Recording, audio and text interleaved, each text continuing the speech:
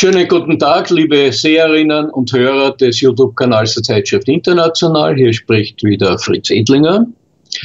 Das ist wiederum eine relativ kurze Einleitung zu einem zweiten Video, das dann im Anschluss an meine Einleitung gesendet wird. Und zwar handelt es sich dort um ein in englischer Sprache geführtes Gespräch zwischen Pascal Lothas, der ein Schweizer Politikwissenschaftler ist, in Japan arbeitet, ein Neutralitätsspezialist ist, der auch regelmäßig in unserer Zeitschrift ja schon publiziert hat, daher regelmäßigen Leserinnen und Leser von International ein Begriff sein sollte. Und der in Japan eine Organisation gegründet hat, eine sehr erfolgreiche, die auch einen direkten Österreich-Bezug hat, nämlich nennt er dieses Projekt Neutrality Studies. Als Schweizer ist er, so wie viele Österreicher, einfach ein Befürworter der Neutralität, und als dieser hat auch bei uns im International öfters schon geschrieben. Und Pascal Lothas ist auf YouTube sehr aktiv. Ich kann jenen, die seinen Kanal nicht kennen, diesen nur empfehlen. Eben, er heißt Neutrality Studies und er publiziert immer wiederum Gespräche, meistens in englischer Sprache, mit internationalen Experten, Politikwissenschaftlern, Ökonomen und sonstige Fachleute. Und das Video, das wir im Anschluss dann zeigen, ist ein Gespräch mit einem indisch-amerikanischen Historiker und Politikwissenschaftler, Dr. V.I. Prashad. Dr. Prashad ist, wie gesagt, gebürtiger Inder, Journalist und unterrichtet und arbeitet, ist auch ausgebildet worden und unterrichtet in den Vereinigten Staaten auf einer Institution Trinity College.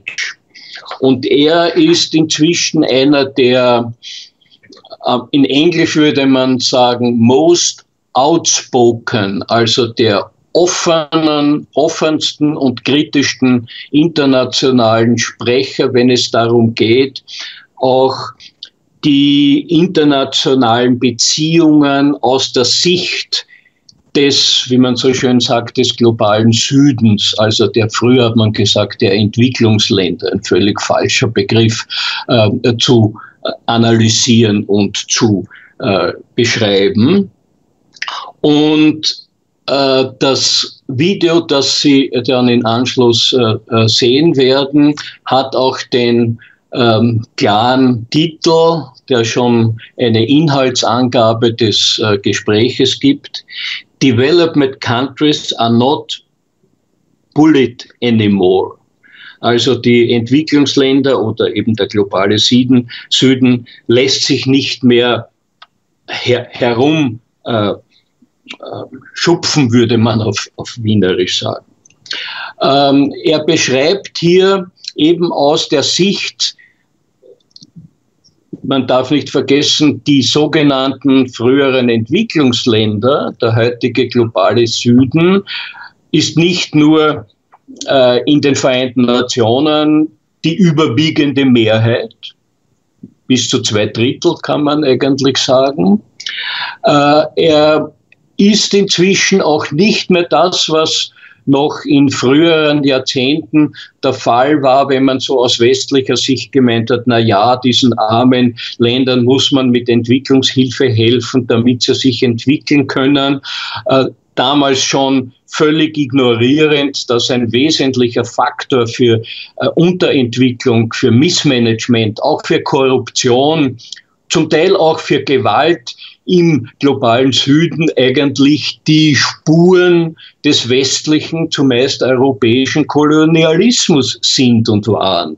Die meisten dieser Staaten waren irgendwann einmal Opfer, und das kann man muss man so sagen, Opfer des britischen, des französischen, des belgischen, des holländischen Kolonialismus.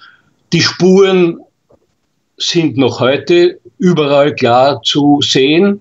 Zum Teil sind nicht nur noch Spuren vorhanden, sondern zum Teil, wie zum Beispiel im Zusammenhang zwischen den ehemaligen französischen, afrikanischen Kolonien und Frankreich, ist heute noch ein neokoloniales Verhältnis zu sehen, wenn es um Finanzierungen, Bankwesen etc. geht. Und diese Länder, und das beschreibt Braschat sehr gut, diese Länder sind seit geraumer Zeit am Wege, sich ihr Schicksal selbst zu bestimmen. Sie sind dabei, und da sind sie schon relativ weit, eigene auch internationale Bündnisse zu schließen, Zusammenarbeit, Süd-Süd-Kooperationen. Im Übrigen darf ich darauf verweisen, dass wir im International das ja eigentlich seit Gründung der Zeitschrift immer wiederum sehr stark berücksichtigen. Nicht zuletzt kommt international ja auch in Österreich aus einer Tradition von internationaler Solidarität, von antikolonialer Arbeit. Und wir sind weiterhin an diesem Thema dran. Ich darf bei der Gelegenheit darauf verweisen, dass wir gerade auch in den letzten Heften einen langen Artikel über Indien, im letzten Heft einen langen Artikel über Indien hatten, dass wir über die BRICS-Staaten auch mehrere Artikel hatten. Ich werde mir auch erlauben, dann noch einige Literaturhinweise zu geben bei dem Newsletter, mit dem wir dieses Video ankündigen. Also es tut sich hier etwas. Und das etwas, was sich tut, wird leider, oder es ist fast verständlich, weil es sich schon in einer gewissen Weise gegen die traditionelle politische, wirtschaftliche und militärische Dominanz der westlichen Staaten wendet. Daher ist natürlich zu verstehen in einem gewissen Ausmaß, dass manche der westlichen Staaten, vor allem also die westliche Führungsmacht USA, manchen dieser Entwicklungen skeptisch, kritisch bis hin zu feindlich gegenüberstehen. Wir sind also hier mit einem Problem konfrontiert, welches uns in den nächsten Jahren und Jahrzehnten leider sehr beschäftigen wird. Und es wäre völlig falsch, wenn auch Europa sich in Wirklichkeit weiterhin auf den Spuren der Geschichte des europäischen Kolonialismus nicht zu einem anderen Verhalten, zu einer anderen Beziehung gegenüber dem globalen Süden bequemt. Man darf nicht übersehen, die sogenannten BRICS-Staaten haben inzwischen, BRICS kommt von den Gründern, die Abkürzung BRICS von den Gründern dieser Organisation. Das ist Brasilien ist das B, Russland ist das R, I ist Indien, C ist C ist China und S ist Südafrika, dass ich es herausbringe. Diese BRICS-Staaten sind dabei, sich in den nächsten Monaten bereits wesentlich noch zu erweitern. Es ist also schon vereinbart, dass Länder wie Saudi-Arabien, Vereinigte Arabische Emirate, Algerien, Ägypten, Argentinien, Pakistan und weitere Länder sich dem anschließen werden. Aber jetzt schon, weil gerade heute der aktuelle Gipfel der sogenannten G7-Staaten stattfindet in Japan. Was die Wirtschaftsmacht anbelangt, haben die BRICS-Staaten, die jetzigen 5 BRICS-Staaten, bereits die G7 überholt. Das heißt, es wird kein Weg daran vorbeiführen, dass sich die bisher politisch-militärisch dominanten westlichen Staaten dazu bequemen. Und wenn sie sich nicht bequemen, dann wird man sicherlich einiges Nachdruck dem verleihen müssen, ihre Beziehungen gegenüber dem globalen Süden auf neue, auf fairere, auf demokratischere, auf weniger gewaltsame Ebene aufzubauen. Und das ist im Wesentlichen die Message dieses Gespräches zwischen Pascal Lothars und Vijay Prashad. Ich würde vorschlagen, dass ihr euch das anseht. Es ist manchmal etwas schnell gesprochen, aber es ist sehr, sehr wichtig und es ist sehr inhaltsreich und es sind Themen, die leider bei uns in den Medien, auch in der Politik vernachlässigt werden, sagt man das jetzt einmal sehr allgemein, aber bewusst vernachlässigt werden, weil natürlich dahinter sich ein unglaubliches Konfliktpotenzial verbirgt und wenn man dieses Konfliktpotenzial nicht in einer konstruktiven Weise, welche die Interessen beider beteiligten Seiten berücksichtigt, angeht, dann wird die nähere und fernere Zukunft leider für uns alle sehr dramatisch werden und kriegerische Auseinandersetzungen sind nicht auszuschließen. In diesem Sinn herzlichen Dank für das Interesse. Ich darf nochmals abschließend auf unsere verschiedensten Berichte in unserer gedruckten Zeitschrift International verweisen. Wir werden in den nächsten Heften auch wiederum diese Berichterstattung fortsetzen und es würde mich freuen, wenn wir doch bei dem einen oder bei der anderen europäisch-westlichen Leserinnen, Leser zumindest etwas Nachdenken produzieren können, wenn nicht auch gleich eine Veränderung der Einstellung. In diesem Sinn herzlichen Dank und bis zum nächsten Mal. What you're going to do is have like 50 wars around the world to discipline the third world. It's not going to happen anymore. I think that period has by and large come to a close. And I think the West has to understand that it's merely a group of countries in the world. Nothing special about the United States. It's just one among the 190 odd countries in the world. They need to realize that it's not a city on a hill. It's just a country. Relax. You're just another country.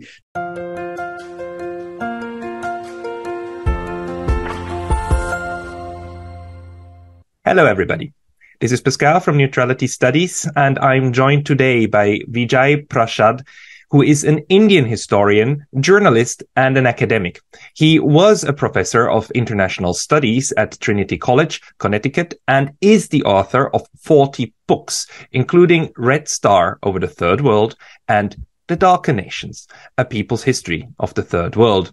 His latest book, The Withdrawal, Iraq, Libya, Afghanistan, and the Fragility of US Power, was written with Noam Chomsky. He currently serves as executive director of the Tricontinental Institute for Social Research. Vijay is a public intellectual, and I consider him, together with people like Noam Chomsky, Yanis Varoufakis, Jeremy Corbyn, as one of the leaders of the global left, who's pointing the finger at where it actually hurts, that colonialism never really ended, and the majority of today's wars are still the outcome of imperial Western politics. And Vijay, you correct me if that is wrong, but that's how I perceive you. So thank you very much for joining me. Hey, listen, Pascal, it's a pleasure and happy to talk to anybody who's domiciled in Japan. So great to be with you. Thank you very much. So, Vijay, you've written so much about world politics, and you've especially looked at the third world, and I'm putting it in quotes because the third world, the term itself, comes out of the non-aligned states, right? Who literally wanted to be neither of the two. And where do you see the third world today and countries that try not to be sucked into this new Cold War that's unfolding in front of our eyes? we're in a really difficult situation. Just a few days before we are now talking, Pascal, the Intergovernmental Panel on Climate Change, the IPCC, released a summary document, which if you haven't read it, I recommend you not read it because it's really scary. I mean, it's chilling, what they show, that the question of the climate catastrophe is accelerating. That's one problem. Every year, UN agencies such as the UN Development Program, the UN Conference on Trade and Development, even the International Monetary Fund, every year they release reports about growing social inequality in the world, deepening inequality, terrible inequality, billions of people having a hard time finding food every day, not millions, not hundreds of millions, but billions. That's the judgment of the Food and Agriculture Organization of the UN and the UN's food program, World Food Program, WPF. Given the climate catastrophe, the growing inequality, the despair in the world, you'd think this is a great opportunity for leading powers of the world to come together, to use multilateral institutions like the UN in good faith, attempt to broker a deal, listen to each other's national interests, the insecurities that countries are facing and so on. But in fact, we're going in the opposite direction. We're going in a direction of greater confrontation and less collaboration. Even the pandemic didn't provoke countries to greater collaboration. Half the countries on the African continent spent more paying off their debts during the pandemic than they did on healthcare. You'd have thought that at that point, wealthy bondholders would have been told, wait, guys, let's first take care of the pandemic. Your profits come later. And by the way, when Credit Suisse got into trouble, the regulators had no problem telling the wealthy bondholders, we're going to do a haircut. You're going to lose your money. Grade A bondholders were basically told, sorry, you get out of the line. We're not going to pay you, and there's going to be some legal repercussions for both the Swiss government and UBS, which has absorbed Credit Suisse. So at a time of a banking crisis, they're okay to tell wealthy bondholders, you're out of the queue. But during the pandemic, they still allowed wealthy bondholders to claim wealth from African countries. Now, given this confrontation, given this lack of concern for the climate catastrophe, for social inequality and so on, it's no wonder that increasingly countries in the global south, the third world and so on, are saying, wait a minute, we don't want to line up behind the West, or we don't even want to line up behind Russia or anybody. We want to operate on the basis of our national interests. And if our national interests, for instance, the Indian government, a good test case, if our national interests mean that we're going to continue to trade with Russia during this war, we're going to do it. What can you do about it? This is our national interest. It's not our national interest to sanction Russia at this time. In fact, the government of Japan, in a similar way, said we're not going to actually slice our energy agreements with the Russian government. The Sakhalin-2 project, for instance, in which Japan has a very large financial stake, it's not cutting that stake. Japan joined the G7 statement condemning Russia for the war in Ukraine, but it didn't cut Sakhalin-2. I noticed that immediately.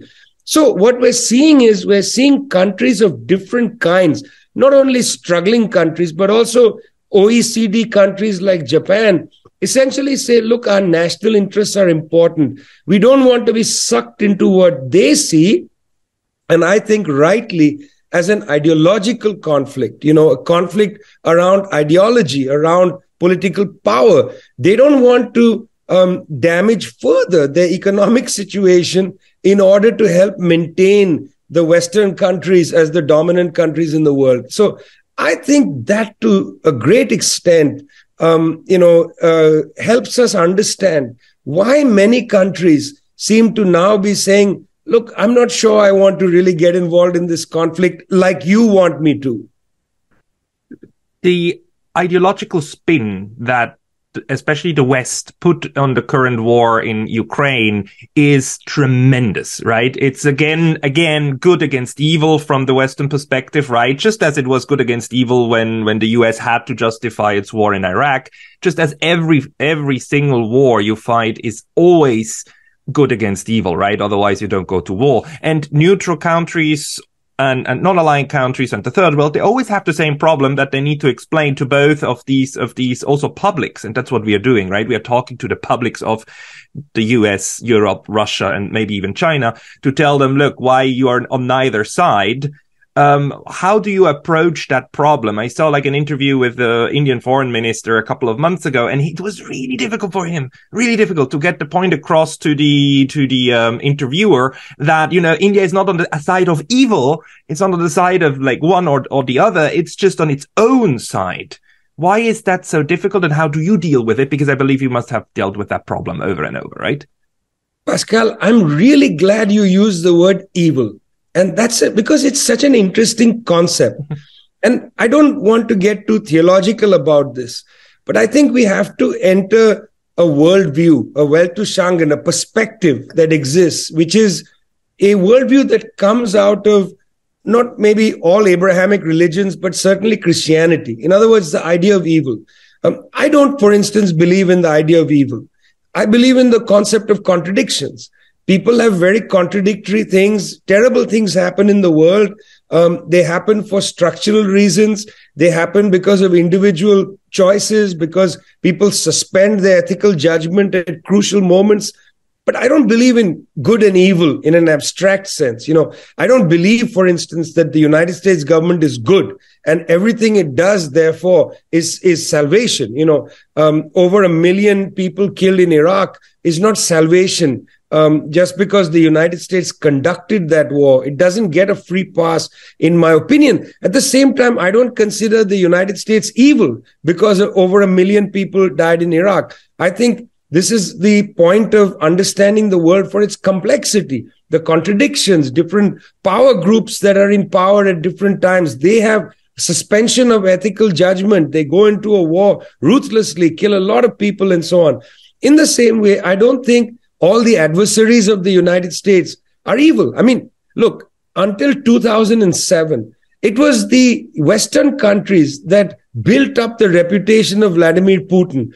It was Tony Blair who said that, who went and visited Mr. Putin, went to the opera with him, made a public comment saying, I vouch for Mr. Putin. It was George W. Bush who said, I looked into his eyes and I see an honest man. It was Thomas Friedman, you know, the great sloganeer of the New York Times, the so-called paper of record of the United States. It was Thomas Friedman who wrote, I'm rooting for Putin. Suddenly, when Mr. Putin goes to the Munich Security Conference in 2007, gives a speech saying, we don't believe there should be a single master in the world. You know, he directly confronts the United States. Suddenly, the press starts to say he's evil, he's a dictator, he's this. In fact, let's stop for a minute with the term dictator. It's interesting that the Western press is now calling Mr. Putin a dictator. Who set up the system in Russia that gave Mr. Putin all those powers?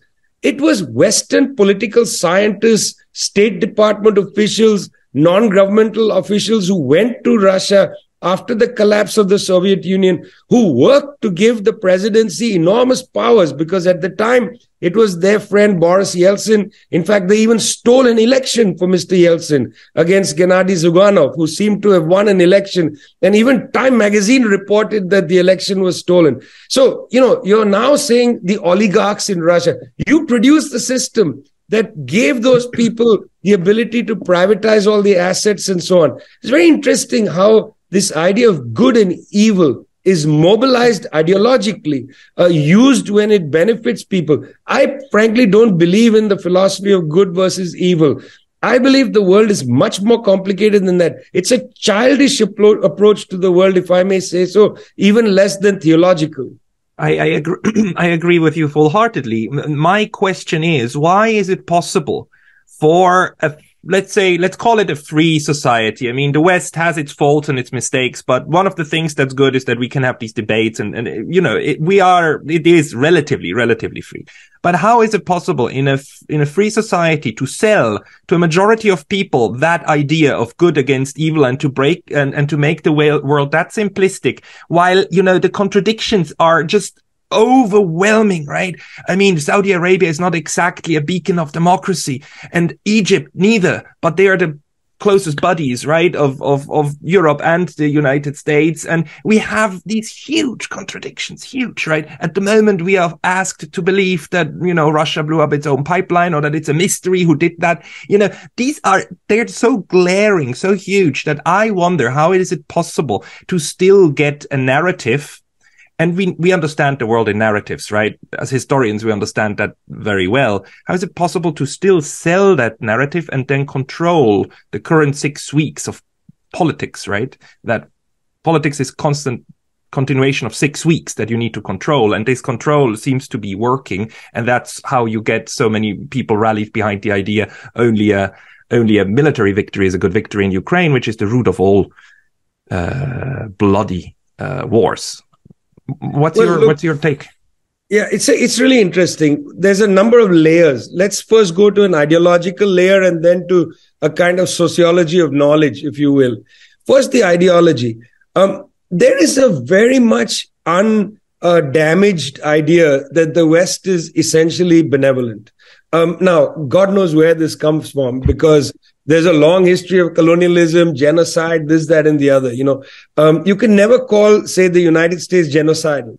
Genocide is always for the barbarian. There is a kind of racist way in which the West is always benevolent, regardless of the history. I mean, Belgium and the Belgian King Leopold could have conducted mass genocides in the Congo, but yet it's the Congolese who will be seen as savages and the Belgians who will be seen as civilized. Look at what one of the foreign officials of Europe said. He said Europe is a garden and the rest of the world is a jungle. I mean, for God's sake, man, this is incredible. It's kind of 19th century language. But Europe is a garden, meaning that Europe is benevolent. Europe doesn't do things wrong. I remember reporting the war in Libya, and when NATO command was asked by human rights agencies and the United Nations for evidence that NATO had not committed war crimes, Peter Olsen, who was the lead attorney for NATO, wrote a letter, public letter, in which he said that NATO never commits war crimes. It's just a contradiction in terms to put the words NATO and war crimes in a sentence. In other words, there's an ideology of benevolence. That's the first thing.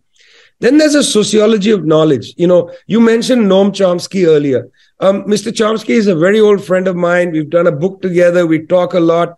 Chomsky has never really been in mainstream publications talking politics. He was recently published in the New York Times, not about Ukraine, of which he has studied opinions on, not about that, not about the new Cold War against China or the blockade on Cuba, things in which he has very interesting opinions. No, he was published in the New York Times on his opinions about artificial intelligence. He's permitted to talk about that, but he's not even permitted on National Public Radio, any of these forums, to have a discussion about his ideas. And he complains about this all the time in his own wry way. He has 1 million platforms, but they're all often quite small compared to the mainstream platforms. A major American intellectual, a kind of prophet of the American traditions of justice, is not able to speak to the general public. Well, that's interesting. It speaks to the sociology of knowledge. The same people who promoted the war against Iraq continue to be analysts for every single U.S. foreign policy adventure. They will never get in a sense, set aside. They will never get delegitimized at all. Indeed, the people who participated in constructing that war, George W. Bush, Condoleezza Rice, they're still brought on television in the United States now to talk about their opinions on Ukraine and so on. But of course, people who have a different view are not brought on. And that says a little bit about the sociology of knowledge. Yes, of course, I agree with you. There's a lot of openness. The stormtroopers don't break through your door to prevent us from having a conversation on a podcast. That's fine. But the big players, the Washington Post, the Wall Street Journals, the CNNs and so on, just don't have a great diversity of opinion. Even things like MSNBC, during the campaign of Bernie Sanders, the most liberal television channel, mainstream channel in the United States, never really made any room for Mr. Sanders and his surrogates. He was off limits. Even Sanders was off limits. So there are, in a sense, lines drawn of what is permissible. Now, you can say whatever you want on the street, and that's fine. But there are no real public channels, for mass communication with people. Now, BBC is interesting in the UK because, after all, that's a government supported channel. It's supported by licensing fees of the public. You'd think, well, in BBC, they should have all kinds of opinions. Talk to Jeremy Corbyn. Ask Mr. Corbyn how frequently he is allowed to contribute his opinion. When Gary Lineker was recently junked because of his opinions about refugees, he's the great British football player, England's football player, led them to victories all over the place. Gary Lineker was the presenter of a show on football, but he made some tweets complaining about the British government's refugee policy. He was thrown out by BBC. They suspended his show. And Jeremy Corbyn went out in public and defended Gary Lineker. Well, shouldn't BBC have invited Jeremy in to have a conversation? After all, former Labour leader. Not a chance. When Keir Starmer said that Jeremy Corbyn is not going to be able to run on a Labour ticket in North Islington, BBC didn't call Jeremy into the studio for a discussion. So there are lines, there's a lot of freedom. Jeremy can say whatever he wants on Twitter and so on. But there are lines when it comes to mass communication that's controlled by big corporations and even by governments. In the case of BBC, there are limits to what's permissible. Now, I understand that, people in power have their own limits, but let's not pretend that it's, Karl Popper's open society. No, you're right. And it was Noam Chomsky who explained to us more than 30 years ago how the sociology of manufacturing consent works and how this is a self-correcting mechanism that then creates these ships, right, that you can steer. So I just we were going through this whole, the internet is going to revolutionize everything and make an open society. And no, it doesn't. We are still living in a world dominated by states and state narratives and state interests. And we are still the propagandized general public, who's then asked to hate another general public over there, and the sociology keeps on spinning. But maybe let me ask you, because this spinning of the war narrative seems not to be working in the third world. I mean, Africa, Southeast Asia, East Asia, South America, they are all kind of rejecting this the stupid narrative of good against evil, and they all see things in a more nuanced way and have these self-interests. And my point is, this like a neutral position is not only good for these countries, it can also help to broker some kind of agreement. Do you also see more good coming out of taking a third position, or do you see dangers in that? Well, firstly, if you go back 20 years, you'll remember that most countries in the third world were very much opposed to the US war on Iraq. Thabo Mbeki, for instance, then president of South Africa, made public statements condemning the lead to war and so on. So did the Indian government, cautioned and said that Indian soil will not be used, they will not allow overflights from Diego Garcia to Iraq and so on. Countries at the time were also uneasy about a US adventure like that. But they didn't have the kind of confidence because they were all sort of in the thrall of globalization at that time. Remember, this is less than 10 years after the World Trade Organization was established. You see, today, 20 years later, things have changed. And I think part of the change has to do with the economic emergence of China. And China actually putting institutional alternatives on the table. For instance, the People's Bank of China offering currency swaps gives a country an option, not necessarily to go straight to the IMF and take a structural adjustment loan, or to go to the London or Paris groups, to the creditors, and raise money through an IMF backed, project, a kind of, program that the IMF sets. Now they have choices, largely because of the emergence of the Belt and Road project and so on. The fact of the choice available to countries has increased the political space for countries to say, look, I'm not interested. Because you see, when Janet Yellen, the Treasury Secretary of the US, tours Africa and tells countries, you got to vote with us on Ukraine, or you got to send weapons to Ukraine, they're going to look at her and say, Madam Secretary, we're not interested. Because now you can't, in the back room, tell us, if you don't accept what I'm saying politically, we're going to squeeze you on credit. You can't tell us that, because we'll go to the Chinese. There are now alternatives. And I think the reason why you see smaller countries, Namibia, for instance, the prime minister was extremely frank when she spoke at this year's Munich Security Conference. The reason countries can do this now, where they felt slightly less confident 20 years ago, is principally because the economic emergence of China has changed the political dimension. I think the West is completely aware of this and understands this. And, if you're a country like, say, Namibia, and, the Chinese have come and said, look, we're going to invest so many $100 million to build a railroad, to build a hospital, to build whatever. And the United States Embassy says, don't take the deal. The government of Namibia is going to turn to the embassy and say, what's on the table from you? And because of the kind of tax strike in the US, the financialization of the economy, there's simply nothing that the US government can put on the table. The Millennium Challenge Corporation, set up by the Bush administration in 2004 as a contest in a way, it was supposed to be the new Peace Corps or the new Marshall Plan or whatever, is now used as a contest against China. But, we're talking about hundreds of millions of dollars. Antony Blinken was recently in Niger, in the Sahel region, and he promised $150 million to the Sahel for humanitarian. That the Chinese can give you in 15 minutes. They can give you that in cash. They have much more surplus available for investments of different kinds. So this gives countries a lot of confidence, Pascal. They are not living in 2002 anymore. They are now in 2023, when there are these choices before them. And I think that accounts for a lot of the public demurrals. Countries saying, look, I don't want to come out in public on this.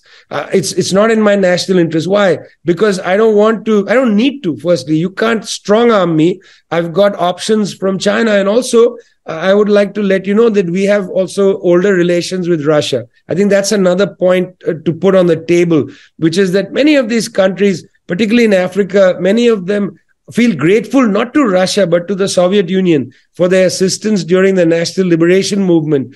And that generation is now in power. And many of them that I've spoken to, heads of major offices on the African continent, finance ministers, foreign ministers, and so on. And in two cases, heads of government, they say openly, look, we are grateful to the Soviet Union for its assistance during our liberation movements in the 1960s and 70s. And now we have old friends in Russia. And that is, by the way, also playing a role, which we shouldn't underestimate. Also plays a role in India. Because people may not remember, in 1971, the United States sent the 7th Fleet to threaten India during the Bangladesh Liberation War. And India signed a friendship treaty with the Soviet Union. Even the right-wing government in India today references that event and says that, look, we can't abandon the Russians. They helped us in our time of need. I am afraid that one of the things the US and the West, including the European Union, is going to take away from this situation will be we need more interventionism in these countries that are not in line, and we need to put the Namibians back to knowing which road to tie. And I'm afraid that this will that the US you can see this already, this onslaught against the undecided ones or against the ones who are not with us, right? do you see danger there, or do you think the choice that is now available will make it easier for the third world to navigate the coming the new Cold War? I mean, look, I don't want to mock the dangers or minimize the dangers. There are dangers, but what I would say to Washington and Paris and so on is good luck. Paris has just faced a strategic defeat in Burkina Faso and Mali, and I think they will find it difficult going in Niger and Benin. Right now, it looks like Niger and Benin are friendly countries. Those governments are sitting on a razor's edge because the populations are looking towards Burkina Faso and Mali and watching the military governments led by young people with a kind of welfarist orientation to the population. These countries are saying to the French, you're not welcome in the Sahel. And these defeats that are being faced by France from small countries, in terms of their power and influence in the world is considerable. So good luck. I mean, good luck to the United States. I don't think that Blinken's 2 visits, he visited Ethiopia and he visited Niger, I don't think those are going to bear fruit. Ethiopia, anyway, has developed a very antipathic relationship to the West as a consequence of the war against the Tigray people and so on. They were developing a very strong anti-imperialist attitude in Ethiopia. And in Niger, as I said, despite the fact that there's a major drone base costing almost $300 million, the US has a big base, Air Base 201 in Agadez. And also the French have a major uranium mine in the town of Arlit, north of Agadez, toward the Libyan border. Good luck controlling all that, my friends, because 2 things are endangering the control of the West in the Sahel, which is a test case for what we're talking about. Can you reverse the tide? 2 things. One is the jihadi element that was awoken by the West's ridiculous war against Libya, which is there knocking on the doors of the French uranium mine in Arlit. And secondly, the fragility of these governments, because the young military officers in their countries are looking at the presidential palace and saying, you guys are corrupt and we're coming for you. And I think these young officers are not willing to break bread with the French or with the Americans. They are not easily bought off. They have different orientations. And so I don't think that whatever the West wants to do, what are you going to do is have like 50 wars around the world to discipline the third world. It's not going to happen anymore. I think that period has by and large come to a close. And I think the West has to understand that it's merely a group of countries in the world. Nothing special about the United States. It's just one among the 190 odd countries in the world. They need to realize that it's not a city on a hill. It's just a country. Relax. You're just another country. Nothing special about you. It's a little bit like Israel. Nothing special about you. You're just another country. Relax. Behave like human beings. Vijay, you're giving me a lot of hope and a lot of very good vibes. So thank you very much for taking the time to talking to us all. It's my pleasure, Pascal. Really.